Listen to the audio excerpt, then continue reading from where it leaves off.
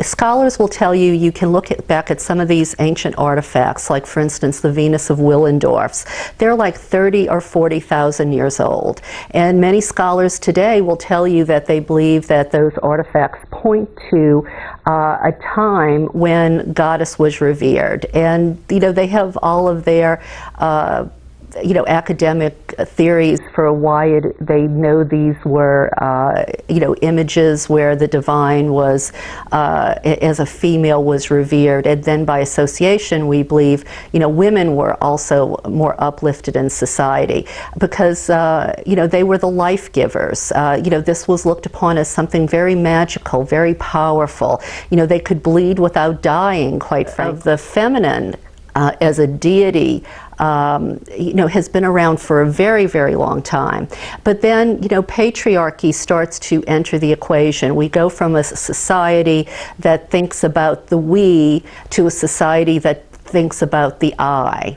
And as you see that, then we get more into a culture that's that doesn't include the family, that doesn't include the values of nurturing, and we get into more of a society that's more about the individual. Even the myths start to get distorted. You'll see, for instance, women's roles, their role as life giver, a powerful role, are taken away, because look at the myth of Athena. Athena is birthed from Zeus's head. The role of her mother is totally taken out of the equation.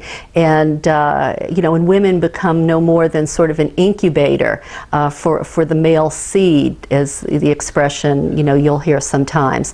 And what ends up happening on the, religious scene and the spiritual scene is the only female role models or deities or avatars that we have are Mary.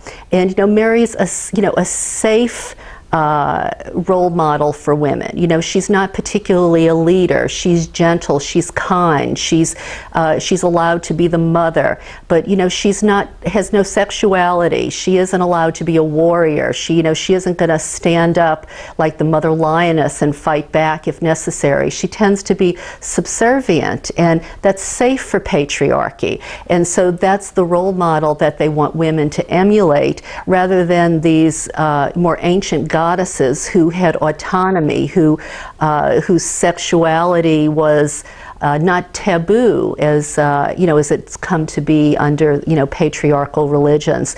So in a sense, as the archetype, as goddess. As an archetype, the ancient goddesses, they were more of a role model for a woman to be whole. She could be a mother, of course, but she could also be a leader. She could be a queen. She could be autonomous. She didn't have to be subservient in a secondary role, just as a helpmate to man. Because imagine if the first printed book had been something other than the Bible. Imagine if we had the Bible, if the Gospel of Mary had been in it, if the Gospels of Thomas had been in it. So this whole idea of these man-made determinations of what was going to be religion, what was going to be the Word of God, that has shaped our entire society right straight through until today.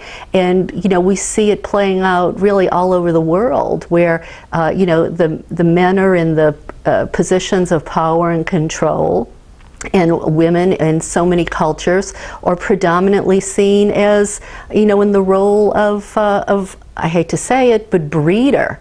In so many societies, even here in the United States, for some conservatives or fundamentalists, women's roles are to bring forth children. There's to be subservient to their husband. It's not their role to be in Congress or to be in the boardroom or to be at the head of universities.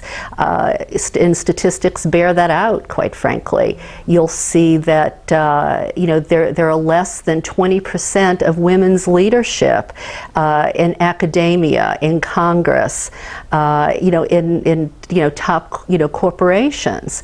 And so this structure that has come to us, going all the way back to the myths, the myths of the patriarchy that have excluded the myths of goddess, have had these reverberations through these hundreds of years, thousands of years, quite frankly.